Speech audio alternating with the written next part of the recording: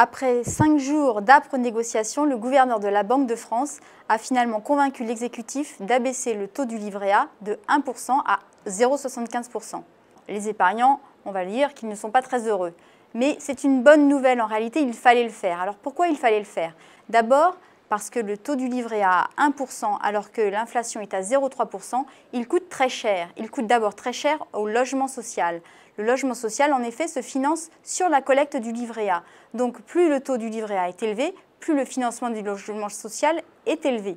Une baisse de 0,25 points de base, c'est-à-dire de 1% à 0,75%, ça va représenter une économie de 330 millions d'euros pour le secteur des HLM.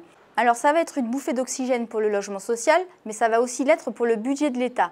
Parce qu'en effet, l'argent qui n'est pas prêté au logement social, il faut le placer sur les marchés.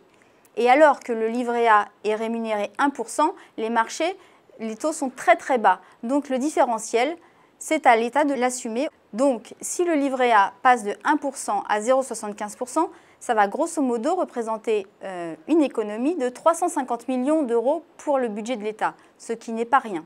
Ensuite, pour l'épargnant, est-ce que c'est une si mauvaise nouvelle que ça? Il faut regarder ce que représente un encours moyen, c'est à peu près un peu plus de 4 000 euros. Ça va donc représenter une perte de 10 euros pour l'épargnant moyen en France sur un an. C'est vrai que les plus gros livrets vont être beaucoup plus touchés. Ceux qui sont à un peu plus de 22 000 euros, ceux qui sont au plafond, eux, ils vont avoir une perte de plutôt 57 euros.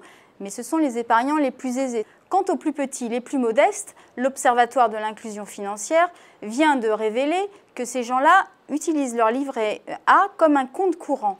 Globalement, ils déposent chaque mois 214 euros et ils en retirent 208 euros à la fin du mois. Donc qu'est-ce qu'il reste? C'est 6 euros. Avec une baisse de 0,25 points de base, ça n'est pas décisif, ça n'est pas un enjeu pour eux. Donc la baisse du livret A de 1% à 0,75% est un choix économique rationnel.